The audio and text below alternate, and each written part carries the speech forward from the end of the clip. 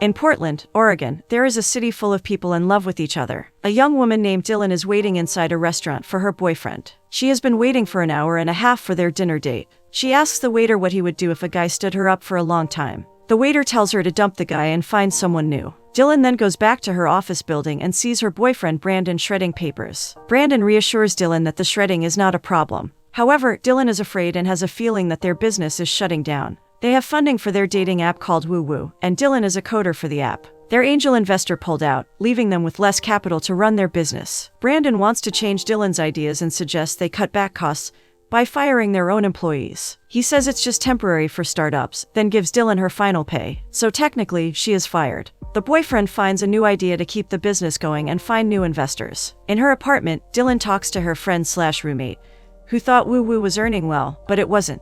The roommate gives her wine and ice cream. Dylan's mother, Margot, calls her, but Dylan doesn't want to call her mom. She just calls her Margot because she wasn't a mom to her growing up. Margot complains to Dylan about her grandpa's eating habits. She changed to a vegan lifestyle and convinced Grandpa to do the same. Grandpa misses Dylan, as expected, given that he and her grandma raised her. Dylan decided to visit Colorado since she had more time. She drove from Oregon to Colorado, which was a very long ride. As Dylan arrived, she asked Jordan how to get to Route 65, but he told her that they had cut off access to it. Her hometown is Silverdale, and Jordan remembered Dylan as Dylan Michaels from 2nd grade. He remembered Dylan for having a distinct physical marker at the back of her head. Jordan directed her to the location. Dylan's hometown was very quaint, and there were a lot of farmhouses around. It was clearly a countryside. Jordan arrived and visited Dylan's grandfather, who was very happy to see Dylan. Gramps looked very strong and asked about Dylan's job and life, but all that mattered to her was being home. Margot had a new boyfriend but broke it off again. She moved in but didn't tell Dylan. They were weirded out by her mom because she cooks vegan. Dylan checks out her old room, but it has been transformed by Margot. Every time Margot's relationship was not good, she put up her picture with her husband. Margot cooks food that Grandpa doesn't like. She also says that she was at peace with her life and asks about Dylan's love life. Then, she comments that they were very in love. Dylan says that they took a break from business, but assures her that Brian would ask to marry her soon. Gramps talks about how he and Grandma cherished each other. Margot reveals that she started a business using the garden. She grows lavender for toiletry products. Margot says that Dylan could help, as she could teach her what she needs. Meanwhile, Dylan feels sad because Brian hasn't called yet. It was a beautiful autumn morning, and Dylan slept on the couch. Upon waking up, she stretched her back, put on a hat and scarf, and drank coffee while marveling fondly outside their porch. She heard some buzzing and saw her grandfather cutting something. Gramps noticed that Dylan found their grandmother's boots. Dylan helped Gramps fix the tractor. She also liked his barn, which was Grandma's happy place. They turned it into a wedding venue. Gramps wanted to see it again and reminisced about good times there, like Dylan's 12th birthday party. They talked about the birthday celebration. Dylan remembered how Margot left her to find her father, who died in the Iraqi desert. Dylan resented Margot because of her constant soul-searching instead of being a mother. However, Gramps believed that Margot was changing for the better. Gramps showed Dylan a 1960s camper van trailer that a friend left him with when he passed. She was excited and amazed by it. Although it was a bit rundown, Dylan loved it and had an idea about it. Gramps decided to give it to her. She was thrilled and excited to fix it up. The next morning, she started taking apart the inside of the van. She cleans it up and strips it out like removing the woods. Em calls her when she is going to the hardware store. Em asks her to buy some things for her farm at the hardware store. Em tries to have a relationship with her. Jordan went out of the store, and Vivian approached him, inviting him to dinner and live music. Although the girl used to ghost him, Jordan declined her offer. Vivian seemed obsessed with Jordan. Soon after, Dylan arrived, but the hardware store was closed. Even though it was closed, Jordan took the list and reopened more lumber and hardware. He shopped for hydraulic irrigation while Dylan talked about Margot, saying that she was just the woman who gave birth to her. Jordan mentioned the 61 Chester camper van. Jordan is generally a more positive and upbeat person, often seen with a smile on his face and a willingness to help others. In contrast, Dylan is more serious and reserved in her demeanor. Jordan left Silverdale for a while, but only a few years, and he feels like he's better off in the countryside. Chuck Moore retired, and Jordan took over, making him feel comfortable there. Dylan talked about her job and the app she works on, and Jordan recognized the WooWoo dating app. Jordan tried it for 2 minutes, but someone sent him a clown emoji, so they temporarily shut down the app. Jordan talks about the progress of the van flipping. Chelsea Williams approaches her and recognizes her, inviting her for coffee before going into mom mode. Jordan agrees and they meet up in a store, where Vivian advises Jordan about a trailer fast competition and suggests motifs for her trailer. Dylan decides to get a kettle and Vivian offers her an exclusive 20% discount, leading Dylan to shop a lot. Chelsea and Dylan go to a cafe to hang out and talk, during which Chelsea offers her a part-time job at a community school 4 times a week. Since Dylan has no job at the moment, she accepts the offer. Chelsea also offers her an afternoon job at a community center since someone just retired, and she needs a replacement. Chelsea believes that all coincidences are just miracles. Dylan goes to the community center where she meets Janelle and her kids, Owen and Chloe. Dylan asks the kids to line up, and another mom complains about Gemma going to the center. She teaches them how to sing, starting with neck exercises. The mom complains again, but Dylan explains that it's a warm-up exercise. She then starts teaching a lively kid song. After the class, Jordan is there and surprised to learn that teaching is Dylan's job. The kids go to Jordan, and Dylan is embarrassed and dumbfounded to learn that Jordan is a family man. Dylan focuses on sprucing up and building the inside of the van. The formerly dirty van is starting to become habitable and cozy, with good flooring and furnishings. She checks on the WooWoo app and sees Brandon's profile. He is still upgrading and trying to revive the app company, but she doesn't respond to his messages. She goes to the store looking for color schemes, where Jordan greets her and offers help. Dylan picks up some schemes and mixes them, then makes a metaphor, likening it to marriage. Jordan suggests she experiments with colors before deciding so she can choose the right one. Dylan thinks it's about marriage too. Dylan calls her friend, and as she leaves the store, Jordan helps her carry her stuff. Her friend recognizes a male voice and asks if he is cute and if he is there. She advises Dylan to check first and, since she is having problems with Brandon, tells her to refuse. Jordan finishes loading Dylan's things and they discuss who she can hire to finish the exterior of her trailer. Jordan offers himself, and Dylan asks how the kids are doing and if they like their choir. She then asks what Janelle would think of Jordan helping with her trailer. Dylan says she can't afford him anyway, but Jordan says his services are cheap.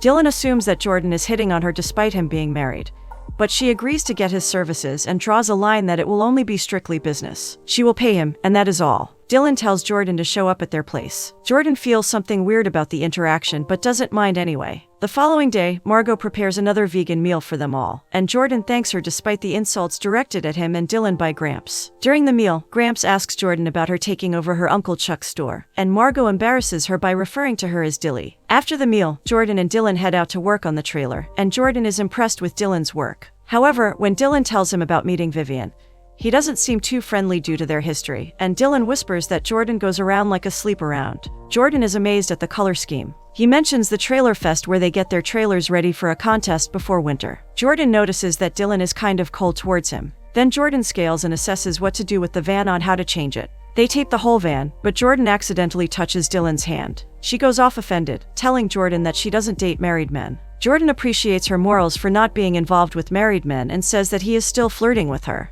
Then Jordan reveals that Janelle is her big sister. Dylan is surprised to know that, and Jordan reminds her of his 4th grade sister, Janelle. He apologizes for touching her and wonders if that was what is making it weird. Dylan says that she thought he was flirting and Jordan says he was too. Then Dylan says she's just being friendly. They play around with the blue tape, sticking one on Dylan's nose, and Dylan sticks a tape on his face. Brandon comes to her hometown and surprises her. Brandon and Jordan meet with each other. Jordan leaves feeling disappointed, and Brandon miscalls his name as Jason. Then Brandon announces that he has a meeting with investors in Boston, and it means they are back in business. It means WooWoo is back, but instead of being happy, Dylan isn't. So, Brandon says he will find new financing, but Gramps questions why they failed the business. Jordan keeps dropping cliché quotes about failing, and Gramps doesn't think it's a good attitude to have when managing an app business. Margot asks Brandon to stay, but Brandon has a lodge reserved, and Gramps is relieved that he won't stay in their house. Brandon asks Dylan to show him around Silverdale to talk about WooWoo and their future together. Brandon notices the trailers parked everywhere. Dylan says that she'll stay in a trailer. Brandon laughs hysterically, but Dylan is serious. Brandon wants her to go back to Portland. Dylan complained that Brandon never talks about them until he talks about other people,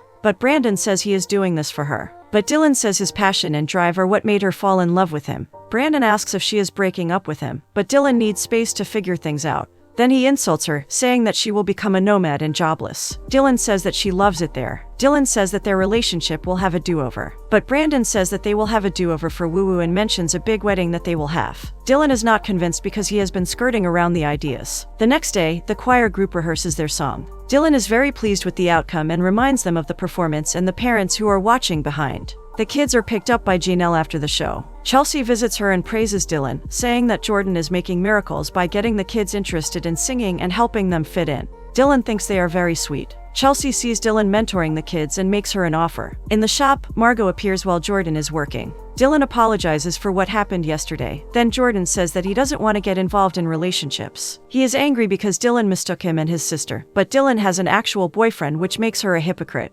Dylan explains her feelings with Brandon, saying that she's been through something like that before and doesn't want to go through it again, drawing from experience. Jordan decides to just be friends, and Dylan asks if he will still help her van named Lily. Then Dylan tells him that her grandfather took her camping and they found a bed of lilies. Jordan reiterates that they are just friends. Dylan offers that they help each other with their trailers, and Jordan agrees. He comes back to the farmhouse and Dylan sleeps in the trailer. Brandon comes back wearing a hazmat suit and hopes to help her with the trailer. Brandon insists that he is doing something good, but Dylan says she doesn't need help. Then Brandon asks if her new boyfriend is coming, sounding defensive. Dylan says she doesn't need to explain. Brandon does not understand her, but then understands that he has neglected Dylan and put the business first before their relationship. Dylan asks for space and Brandon leaves her alone and asks to look at what she really feels before deciding. Dylan dresses up and becomes conscious of her looks as she waits for Jordan. Then Jordan also became conscious of his looks, so he kept checking the mirror. They meet finally, and Jordan colors his van with white and red. Dylan thanks Jordan and asks for the trailer name before she decorates it, then names it Chuck after his uncle. Jordan jokes that they should ship their trailers in the competition. They start to pack up as Dylan asks Jordan why he came back, but Jordan thinks people in the countryside are kinder than the city. Then Jordan admits that it was Vivian because he moved out and they tried the relationship, but after a few months, it didn't work. Like a blessing in disguise, Jordan thanks the situation because it made him come back home. Then Dylan opens up about her and Brandon. They talked about marriage, but it didn't happen. Maybe they dodged bullets. Yes, maybe. So, she asks if Jordan will go to Owen and Chloe's, then says that the kids only talk about Dylan, and Jordan too. The recital starts with Owen waving at Janelle, Jordan, and Dylan. The performance by the kids was adorable and was delivered successfully. They all applaud. Jordan takes a photo of the family and lets Dylan join them. Then Hannah invites her uncle to go to the piano recital. Janelle says that his kids are the happiest when they meet Dylan. Then Janelle hints at Jordan and Dylan being together but tells her that she doesn't want him to be hurt. But Dylan insists that they are only friends. Jan tells her to be careful with her. Then Vivian appears at the auditorium, and there is obviously tension between them. Vivian compliments Dylan's coaching, then hints at her being too friendly with Jordan. But Dylan says he is just helping, then thanks Vivian for the items in her shop. Then Vivian comments that finishing the trailer shouldn't be that quick. Then Jordan appears and tells her that they work together, so it's fast. Vivian reminds Dylan of the regulations of the contest, including the members club and members reservation. All the seats are full, but Jordan is the president of the club, so it's okay to register Dylan. Jordan trains Dylan on how to park and drive the trailer. Margot is improving her farming and cooking skills. There's a pre-trailer dance tonight that Margot mentions, and Jordan says he's free to go. Dylan says she doesn't have a dress, and Margot lends her one. Brandon receives good news that an investor will wire them the money, but only if Dylan is involved. Investors trust Dylan more than Brandon, so they are serious about not investing their money without Dylan. So, Brandon has to get Dylan out of Colorado. Dylan dresses up for the dance, even though it's already winter in Colorado. Jordan compliments her. She says she can't dance, so they decide not to go to the dance. Instead, they go running in the field, having a snow fight and making snow angels like they are little kids. Jordan catches Dylan, and they hang out in the Jeep, drinking a hot beverage. Jordan asks Dylan a personal question about her and her mom. Dylan reveals that Margot left her when she was young and she was raised by her grandparents. Jordan feels bad for Dylan's experiences and suggests that she give Margot a second chance. Dylan says she's given second chances to Margot a lot, but Jordan thinks Margot is trying and Dylan should give her a chance. Dylan is touched that he is concerned, then Jordan kisses her in the car. Dylan sees Margot on the couch looking at photo albums while crying. She shows a photo of a dance Margot went to with Dylan's dad. She is feeling emotional about it and shares it with Dylan. Dylan says that maybe it's not too late for a do-over. Graham's always taught her that life has a plan for them even after losses. Then Margot asks if it was because of Jordan and Dylan says probably. Dylan says that being back home makes her more at peace, unlike when she is in Portland, as she keeps chasing dreams that are not for her. Margot says she's a terrible mother for not being in Dylan's life, then apologizes profusely. Dylan apologizes for writing her off and for not understanding her, but Margot said she shouldn't have. They share a tender moment where they express what they feel.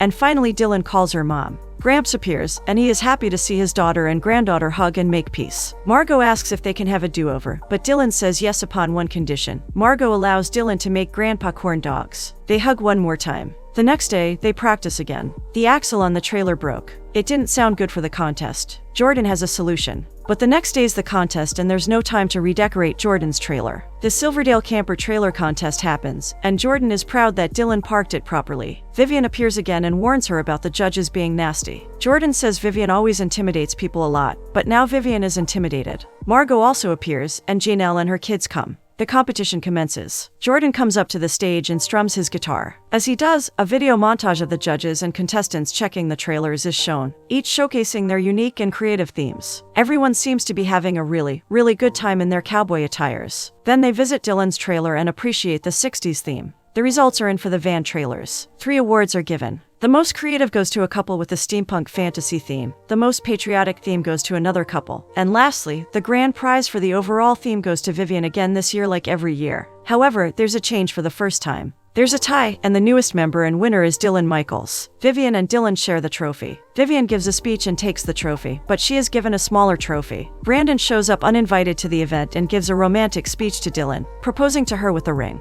Dylan is caught off guard and unsure of what to do. Jordan goes away while it is happening. Dylan pulls Brandon aside and he explains that he wants to marry her because she often talks about it. But Dylan isn't interested in being with Brandon anymore. Brandon's true intention is to get Dylan to come back to Portland, and if she isn't happy, she can always return to Jordan. However, Dylan doesn't feel like that is the right environment for her. Brandon insults Silverdale, the place where Dylan currently is, by saying it is stuck in the past. He speaks persuasively, like a motivational speaker, trying to convince her to move back. Dylan reiterates that Silverdale is her home. Brandon reminds her of their shared dream to build a business, claiming that he has already sold her idea to investors who are interested. However, Dylan wants nothing to do with it and says that Brandon can have it without her. Brandon continues to push Dylan to come back to Portland until he finally slips that he needs her to close a business deal, and without her, there will be no money. Disappointed by Brandon's selfishness and lies, Dylan scolds him and leaves the event. Dylan returns to her trailer and is greeted by the kids who tell her they don't want her to marry Brandon, but instead, they want her to marry their uncle, Jordan. Dylan looks for Jordan but finds out he has left the event. She searches for him and eventually finds him sulking at a food truck, visibly upset. Vivian reappears, but Jordan is sour towards her. Vivian makes a rude comment about city girls and country life, but Jordan tries to leave. Vivian stops him and says she's still there for him despite what happened between them. Dylan sees them hugging, and Vivian attempts to kiss Jordan, but he pushes her away, making it clear that they won't be together, ever. In their house, Margot and Grandpa comfort Dylan. Grandpa is happy that she got rid of Brandon. Dylan says that Jordan seems mad at her, and Margot says that Jordan really cares about her and reminds her that he promised to keep a secret. When Dylan's axle is broken, Jordan disassembles his trailer and takes his axle to fix hers, pulling out of the contest so Dylan could go. Dylan brushes her teeth and gets rid of the blue food dye on them. She feels something outside the trailer and goes out. She sees Jordan in the barn, who says that Grandpa called him to meet her. Then, music starts, and the barn has been decorated. Grandpa and Margot set it up so that they can dance. Jordan asks about Brandon, and Dylan says that he returned to Portland to sell the engagement ring for funding. Jordan asks again about Dylan's old city life in Portland and her company. Dylan says that she can stay in Silverdale and work remotely. She asks about Jordan and Vivian, and Jordan sighs as she realizes that Dylan saw them together. Jordan says there's nothing between them and that ever since they broke up, Vivian has been coming on to him. Dylan is thankful that there's nothing between them and expresses her gratitude towards Jordan for what he did for her. Jordan says he did it because he cares about her. They dance under the light fixtures and Jordan admits that he's finally falling in love with Dylan. Dylan reciprocates his feelings and says I love you to him, and they conclude with a loving kiss. In the end, Dylan finally finds her true self in the quaint countryside town of Silverdale with the man she loves, Jordan.